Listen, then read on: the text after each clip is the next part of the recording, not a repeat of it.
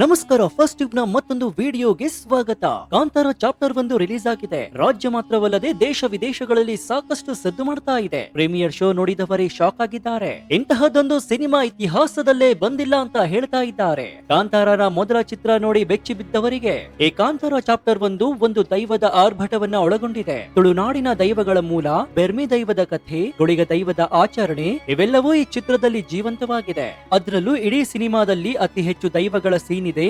ಒಂದಲ್ಲ ಎರಡಲ್ಲ, ಈ ಬಾರಿ ರಿಷಬ್ ಶೆಟ್ಟಿ ಅವರು ಸಾಕಷ್ಟು ದೈವಗಳನ್ನ ಮುನ್ನಾಲೆಗೆ ತಂದಿದ್ದಾರೆ. ಅದರಲ್ಲೂ ದೈವಗಳ ದೈವ, ತುಳುನಾಡಿನ ಹುಟ್ಟಿಗೆ ಕಾರಣವಾದ ಬೆರ್ಮೆ ದೈವದ ಕಥೆ ಜೊತೆಗೆ ಇಡೀ ಸಿನಿಮಾ ನೋಡುಗರನ್ನ ಬೆಚ್ಚಿ ಬೀಳಿಸಿದೆ. ಹಾಗಾದ್ರೆ ಕಾಂತಾರಗಿಂತ ಕಾಂತಾರ ಚಾಪ್ಟರ್ 1 100 ಪಟ್ಟು ಚೆನ್ನಾಗಿದ್ಯಾ? ದೈವಗಳ ಸೀನ್ ಚಿತ್ರೀಕರಣದ ವೇಳೆ ರಿಷಬ್ ಶೆಟ್ಟರ ಮೇಲೆ ಒಂದೇ ಬಾರಿಗೆ ಎಲ್ಲಾ ದೈವಗಳ ಆವಾಹನೆ ಆಗಿತ್ತ? ಸಿನಿಮಾ ಚಿತ್ರೀಕರಣದ ವೇಳೆ ಸೆಟ್ ನಲ್ಲಿ ಏನೆಲ್ಲ ನಡೆದಿತ್ತು, ಈ ಎಲ್ಲಾ ಮಾಹಿತಿಯನ್ನ ಇವತ್ತಿನ ಈ ವಿಡಿಯೋದಲ್ಲಿ ನೋಡೋಣ. ಆದ್ರೆ ಅದಕ್ಕೂ ಮುನ್ನ ನಿಮಗೆ ಕಾಂತಾರ ಸಿನಿಮಾ ಇಷ್ಟ ಆಗಿದ್ರೆ ಜೈ ಕಾಂತಾರ ಅಂತ ಕಮೆಂಟ್ ಮಾಡಿ ಹಾಗೂ ವಿಡಿಯೋಗೆ ಲೈಕ್ ಕೊಡಿ. ಜೊತೆಗೆ ನಿಮಗೆ ಬೆರ್ಮೆ ದೈವದ ಬಗ್ಗೆ ಸಂಪೂರ್ಣ ಮಾಹಿತಿ ಬೇಕಿದ್ರೆ ಬೆರ್ಮೆ ದೈವ ಅಂತ ಕಮೆಂಟ್ ಮಾಡಿ. ಮುಂದಿನ ವಿಡಿಯೋದಲ್ಲಿ ಅದರ ಬಗ್ಗೆ ವಿವರಿಸ್ತೀನಿ. ಕಾಂತಾರ ಚಾಪ್ಟರ್ 1 ಒಂದು ಪ್ರಿಕ್ವೆಲ್. ಮೊದಲ ಕಾಂತಾರ ಸಿನಿಮಾದ ಘಟನೆಗಳಿಗಿಂತ ಶತಮಾನಗಳ ಮೊದಲಿನ ಕಥೆ.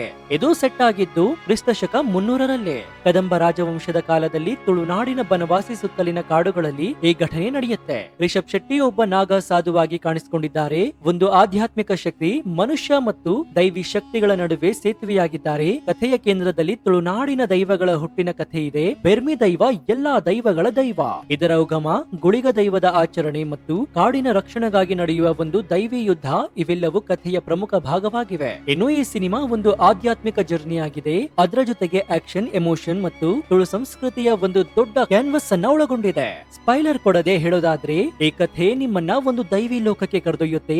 ಅದರ ಜೊತೆಗೆ ಮನುಷ್ಯನ ಒಳಗಿನ ಕಾಳಗವನ್ನು ಕೂಡ ತೋರಿಸುತ್ತೆ. ಇನ್ನು ಈ ಸಿನಿಮಾದ ಹೃದಯವೇ ತುಳುನಾಡಿನ ದೈವಾರಾಧನೆಯ ಸಂಸ್ಕೃತಿ. ಬೆರ್ಮೆ ದೈವದ ಕಥೆಯನ್ನ ರಿಷಬ್ ಶೆಟ್ಟಿ ತುಂಬಾ ಆಳವಾಗಿ ತೋರಿಸಿದ್ದಾರೆ. ಬೆರ್ಮೆ ದೈವ ಅಂದ್ರೆ ತುಳುನಾಡಿನ ಆಧ್ಯಾತ್ಮಿಕ ಕೇಂದ್ರ, ಎಲ್ಲಾ ದೈವಗಳಿಗೂ ಮೂಲ ಶಕ್ತಿ. ಈ ಚಿತ್ರದಲ್ಲಿ ಬೆರ್ಮೆ ದೈವದ ಉಗಮವನ್ನ ಒಂದು ಮಿಥಿಕಲ್ ಜರ್ನಿಯಾಗಿ ಚಿತ್ರೀಕರಿಸಲಾಗಿದೆ. ಅದರ ಜೊತೆಗೆ ಇದು ಒಂದು ರಿಯಲ್ ಫೀಲ್ ಕೊಡುತ್ತೆ. ಪುರಾಣದ ಪ್ರಕಾರ ಬೆರ್ಮೆ ದೈವ ತುಳುನಾಡಿನ ಹುಟ್ಟಿಗೆ ಕಾರಣವಾದ ದೈವಿ ಶಕ್ತಿ. ಒಂದು ಕಥೆಯಲ್ಲಿ ಬೆರ್ಮೆ ದೈವ ಕುಂಡೋದರ ಎಂಬ ಹೆಸರಿನಿಂದ ಕರೆಯಲಾಗ್ತಾ ಇತ್ತು ಮತ್ತು ಮಾನವನ ಬಲಿಯನ್ನ ಬೇಡ್ತಾ ಇತ್ತು ಅಂತ ಉಲ್ಲೇಖಿಸಲಾಗಿದೆ. ಭೂತಕೋಲ ಪಾಂಡ್ಯದ ಕಥೆಯಲ್ಲಿ ಬೆರ್ಮೆ ದೈವ ಮೊದಲ ಬಾರಿಗೆ ಮಾನವನ ಬಲಿ ಕೇಳುತ್ತದೆ. ಇದು ತುಳುನಾಡಿನ ರಕ್ಷಕ ದೈವ, ಕಾಡು ಮತ್ತು ಪ್ರಕೃತಿಯ ಸಂರಕ್ಷಕ. ಕಾಂತಾರ ಚಾಪ್ಟರ್ 1ರಲ್ಲಿ ಬೆರ್ಮೆ ದೈವದ ಉಗಮವನ್ನ ಮಿಥಿಕಲ್ ಜರ್ನಿಯಾಗಿ ಚಿತ್ರೀಕರಿಸಲಾಗಿದೆ. ರಿಷಬ್ ಶೆಟ್ಟಿ ಅವರು ಇದನ್ನ ತುಂಬಾ ಆಳವಾಗಿ ತೋರಿಸಿದ್ದಾರೆ. ನೋಡುವಾಗ ನಿಮಗೆ ರಿಯಲ್ ಫೀಲ್ ಕೊಡುತ್ತೆ. ಬೆರ್ಮೆ ದೈವದ ಆಚರಣೆಯಲ್ಲಿ ಭೂತಕೋಲ, ನೇಮ, ಕೋಲ ನೃತ್ಯ ಇವೆಲ್ಲವೂ ಇದೆ. ಇದು ಮನುಷ್ಯನ ಒಳಗಿನ ಕಾಳಗವನ್ನ ನಿಯಂತ್ರಿಸುವ ಶಕ್ತಿ ಅಂತ ನಂಬಲಾಗುತ್ತೆ. ಇನ್ನು ಗುಳಿಗ ದೈವದ ಬಗ್ಗೆನೂ ಕೂಡ ಸಿನಿಮಾದಲ್ಲಿ ತುಂಬಾ ಒಳ್ಳೆಯ ರೀತಿಯಲ್ಲಿ ತೋರಿಸಿದೆ. ಗುಳಿಗರ ಆಚರಣೆ, ಅವರ ಆವೇಶ ಮತ್ತು ದೈವದ ಸನ್ನಿಧಿಯ ಶಕ್ತಿ ಇದನ್ನೆಲ್ಲ ಒಂದು ದೃಶ್ಯದ ಕಾವ್ಯದಂತೆ ತೋರಿಸಿದ್ದಾರೆ. ಈ ಥೀಮ್ಗಳು ಕೇವಲ ಆಧ್ಯಾತ್ಮಿಕವಲ್ಲ, ಮನುಷ್ಯನ ಒಳಗಿನ ಕಾಳಗ, ಕಾಡಿನೊಳಗಿನ ಸಂಬಂಧ ಮತ್ತು ಸಮಾಜದ ಕಾನ್ಫ್ಲಿಕ್ಟ್ ಗಳನ್ನ ತಿಳಿಸುವಂತೆ ಮಾಡಿದ್ದಾರೆ. ಗುಳಿಗ ದೈವ ಕಲ್ಲಿನಿಂದ ಹುಟ್ಟಿದ ಭೂತ ಅಂತ ಪುರಾಣದಲ್ಲಿ ಹೇಳಲಾಗುತ್ತೆ. ಕೇರಳ ಮತ್ತು ತುಳುನಾಡಿನಲ್ಲಿ ವ್ಯಾಪಕವಾಗಿ ಪೂಜಿಸಲಾಗುತ್ತೆ. ವಿವಿಧ ಸ್ಥಳಗಳಲ್ಲಿ ವಿಭಿನ್ನ ಹೆಸರುಗಳಿಂದ ಕರೆಯಲಾಗುತ್ತೆ. ಗುಳಿಗ ದೈವ ಕಾಡು ರಕ್ಷಣೆ, ದುಷ್ಟಶಕ್ತಿಗಳ ವಿರುದ್ಧ ಯುದ್ಧ ಮಾಡುವ ಶಕ್ತಿ. ಕಥೆಯ ಪ್ರಕಾರ ಗುಳಿಗ ಒಂದು ಗೋಂಬ್ಲಿಂಗ್ ತರಹದ ಭೂತ, ಶಿವನ ಸೃಷ್ಟಿ ಅಥವಾ ಪ್ರಕೃತಿಯ ರಕ್ಷಕ. ಆಚರಣೆಯಲ್ಲಿ ಆವೇಶ, ನೃತ್ಯ, ಆರಾಧನೆ ಇದು ದೃಶ್ಯದ ಕಾವ್ಯದಂತೆ ಇದೆ. ಕಾಂತಾರದಲ್ಲಿ ಗುಳಿಗ ದೈವದ ಆವೇಶದ ದೃಶ್ಯಗಳು ನಿಮ್ಮನ್ನ ಸೀಟ್ ಎಡ್ಜ್ಗೆ ಕರೆದೊಯ್ಯುತ್ತೆ. ಇದು ಕೇವಲ ಆಧ್ಯಾತ್ಮಿಕವಲ್ಲ, ಮನುಷ್ಯ ಮತ್ತು ಕಾಡಿನ ಸಂಬಂಧ, ಸಮಾಜದ ಕಾನ್ಫ್ಲಿಕ್ಟ್ ಗಳನ್ನ ತೋರಿಸುತ್ತೆ. ಇನ್ನು ಸಿನಿಮಾದ ಒಂದು ದೊಡ್ಡ ಥೀಮ್ ಅಂದ್ರೆ ಅದು ಪ್ರಕೃತಿಯ ರಕ್ಷಣೆ. ಕಾಡು, ದೈವ ಮತ್ತು ಮನುಷ್ಯ ಈ ಮೂರರ ಸಮತೋಲನವನ್ನ ಸಿನಿಮಾದಲ್ಲಿ ತುಂಬಾ ಸೊಗಸಾಗಿ ತೋರಿಸಿದ್ದಾರೆ. ಇದನ್ನು ನೋಡುವಾಗ ನಿಮಗೆ ಒಂದು ಆಧ್ಯಾತ್ಮಿಕ ಅನುಭವವೇ ಆಗುತ್ತೆ. ಇನ್ನು ರಿಷಬ್ ಶೆಟ್ಟಿ ಅವರ ಪರ್ಫಾರ್ಮೆನ್ಸ್ ಬಗ್ಗೆ ಹೇಳೋದೇ ಬೇಡ. ಒಂದೇ ಒಂದು ವರ್ಡ್ ಅಲ್ಲಿ ಹೇಳೋದಾದ್ರೆ ಅದು ಅದ್ಭುತ, ಅತ್ಯದ್ಭುತ. ಒಬ್ಬ ನಾಗ ಸಾಧುವಾಗಿ ಇವರು ಇಂಟೆನ್ಸಿಟಿ, ಎಮೋಷನ್ ಮತ್ತು ಆಕ್ಷನ್ ಎಲ್ಲವೂ ಸಿಂಗಲ್ ಫ್ರೇಮ್ ನಲ್ಲಿ ಜೀವಂತವಾಗಿದೆ. ರಿಷಬ್ ಒಬ್ಬ ನಟನಾಗಿ ಮಾತ್ರವಲ್ಲ, ಡೈರೆಕ್ಟ್ ಆಗಿಯೂ ಕೂಡ ತಮ್ಮ ಜೀನಿಯಸ್ ತೋರಿಸಿದ್ದಾರೆ. ಇನ್ನು ಕಾಂತಾರ ಚಾಪ್ಟರ್ 1 ಸಿನಿಮಾಟೋಗ್ರಫಿ ಒಂದು ವಿಜುವಲ್ ಟ್ರೀಟ್ ಆಗಿದೆ. ತುಳುನಾಡಿನ ಕಾಡುಗಳು, ದೈವಾರಾಧನೆಯ ದೃಶ್ಯಗಳು, ರಾತ್ರಿಯ ಶಾಟ್ಗಳು ಎಲ್ಲವೂ ಒಂದು ಪೇಂಟಿಂಗ್ ತರ ಇದೆ. ಬಿಜಿಎಂ ಅಜನಿತ್ ಲೋಕನಾಥ್ ಮತ್ತೊಮ್ಮೆ ತಮ್ಮ ಮ್ಯಾಜಿಕ್ ಮಾಡಿದ್ದಾರೆ. ಇನ್ನು ಬಿಜಿಎಂ ಬಗ್ಗೆ ಹೇಳೋದಾದ್ರೆ ಅಜನೀಶ್ ಲೋಕನಾಥ್ ಅವರು ಮತ್ತೊಮ್ಮೆ ತಮ್ಮ ಮ್ಯಾಜಿಕ್ ಮಾಡಿದ್ದಾರೆ. ಪ್ರತಿ ದೈವಿ ಸೀನ್ ಗೆ ಬಿಜಿಎಂ ಒಂದು ಎಕ್ಸ್ಟ್ರಾ ಲೇಯರ್ ಕೊಡುತ್ತೆ. ಇನ್ನು ಆಕ್ಷನ್ ಕೊರಿಯೋಗ್ರಫಿ ತುಂಬಾ ರಿಯಲಿಸ್ಟಿಕ್ ಆಗಿದೆ. ಗುಳಿಗ ದೈವದ ಆವೇಶದ ದೃಶ್ಯಗಳು ಮತ್ತು ಯುದ್ಧದ ಸೀನ್ ಗಳು ನಿಮ್ಮನ್ನ ಸೀಟ್ ಎಡ್ಜ್ ಗೆ ಕರೆದೊಯ್ಯುತ್ತವೆ. ಒಟ್ಟಾರೆಯಾಗಿ ಟೆಕ್ನಿಕಲ್ ಆಗಿ ಈ ಸಿನಿಮಾ ಒಂದು ಮಾಸ್ಟರ್ ಪೀಸ್ ಅಂತ ಹೇಳಿದ್ರೆ ತಪ್ಪಾಗೋದಿಲ್ಲ.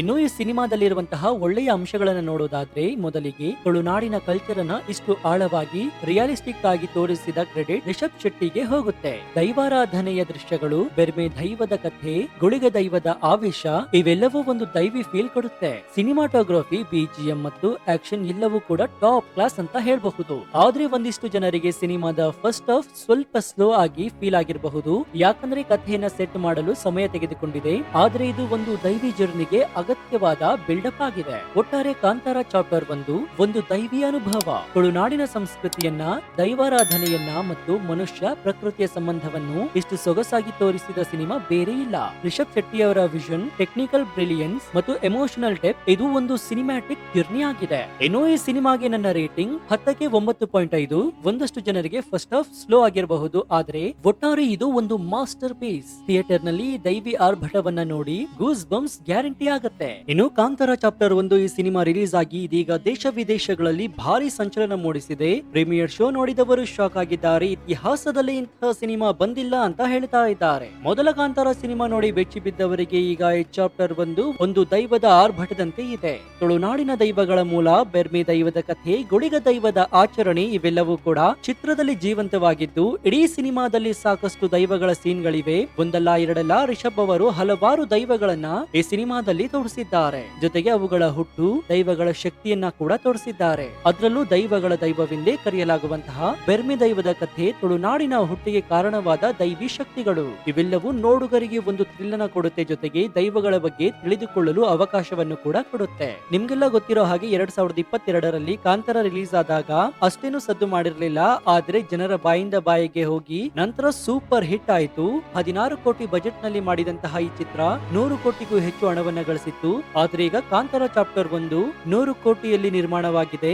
ಆದ್ರೆ ಈಗಾಗಲೇ OTT ಮೂಲಕ ಆ 100 ಕೋಟಿ ಬಂದಾಗಿದೆ. ಈಗ ಫಿಲಿಂ ರಿಲೀಸ್ ಆಗಿದ್ದು ಅಂದಾಜಿನ ಪ್ರಕಾರ ಇದು 1000 ಕೋಟಿಯನ್ನ ಮುಟ್ಟಬಹುದು. ಅಂದ್ರೆ ಕಾಂತಾರ ಚಾಪ್ಟರ್ 1 1000 ಕೋಟಿಯನ್ನ ಕಲೆಕ್ಷನ್ ಮಾಡಬಹುದು ಅಂತ ಹೇಳಲಾಗ್ತಾ ಇದೆ. ಇನ್ನು ಈ ಸಿನಿಮಾ ಪ್ಯಾನ್ ಇಂಡಿಯಾ ಸಿನಿಮಾ ಆಗಿದ್ದು ಈಗಾಗಲೇ ಕನ್ನಡ, ತಮಿಳು, ತೆಲುಗು, ಮಲಯಾಳಂ, ಹಿಂದಿ ಹೀಗೆ ಹಲವಾರು ಭಾಷೆಯಲ್ಲಿ ರಿಲೀಸ್ ಆಗಿದ್ದು ಒಳ್ಳೆಯ ರೆಸ್ಪಾನ್ಸ್ ಸಿಗ್ತಾ ಇದೆ. ಒಟ್ಟಾರೆಯಾಗಿ ದೈವದ ಕಥೆಯನ್ನ ಹೇಳಿ ಇದೀಗ ರಿಷಬ್ ಶೆಟ್ಟಿ ಅವರು ತುಳುನಾಡಿನ ದೈವಗಳ ಕಥೆಯನ್ನ ಇಡೀ ಪ್ರಪಂಚಕ್ಕೆ ಪಸರಿಸಿದ್ದಾರೆ. ದೈವಗಳ ಬಗ್ಗೆ ಜನರಿಗೆ ಅರಿವನ್ನ ಮೂಡಿಸಿದ್ದಾರೆ. ಸೊ ನೀವು ಕಾಂತಾರ ಚಾಪ್ಟರ್ 1 ಸಿನಿಮಾ ನೋಡಿದ್ದೀರಾ? ನೋಡಿದ್ರೆ ಈ ಸಿನಿಮಾ ಹೇಗಿತ್ತು? ನಿಮಗೆ ಯಾವ ಸೀನ್ ಇಷ್ಟವಾಯ್ತು ಅಂತ ಕಮೆಂಟ್ ಮಾಡಿ ತಿಳಿಸಿ. ಜೊತೆಗೆ ನೀವಿನ್ನೂ ನೋಡಿಲ್ಲ ಅಂದ್ರೆ ಮಿಸ್ ಮಾಡದೆ ಬೇಗ ಹೋಗಿ ನೋಡಿ. ಸೊ ಈ ಮಾಹಿತಿ ಇಷ್ಟವಾಗಿದ್ರೆ ವಿಡಿಯೋಗೆ ಲೈಕ್ ಕೊಡಿ. ಜೊತೆಗೆ ನೀವಿನ್ನೂ ನಮ್ಮ ಚಾನೆಲ್ ಅನ್ನ ಸಬ್ಸ್ಕ್ರೈಬ್ ಮಾಡ್ಕೊಂಡಿಲ್ಲ ಅಂದ್ರೆ ಈ ಕೂಡಲೇ ಸಬ್ಸ್ಕ್ರೈಬ್ ಮಾಡ್ಕೊಂಡು ಪಕ್ಕದಲ್ಲಿರುವಂತಹ ಬೆಲ್ ಐಕಾನ್ ಅನ್ನ ಪ್ರೆಸ್ ಮಾಡಿ. ಜೊತೆಗೆ ನಮ್ಮ ಚಾನೆಲ್ ನಲ್ಲಿ ಇಂತಹ ಅನೇಕ ಕುತೂಹಲಕಾರಿ ವಿಡಿಯೋಗಳು ಇವೆ, ಅವುಗಳನ್ನು ನೋಡಿ ಪ್ರೋತ್ಸಾಹಿಸಿ. ಇದಾಗಿತ್ತು ಈ ಕ್ಷಣದ ವಿಶೇಷ. ನೋಡ್ತಾ ಇರಿ ಫಸ್ಟ್ ಟ್ಯೂಬ್ ಕನ್ನಡ. ಧನ್ಯವಾದ.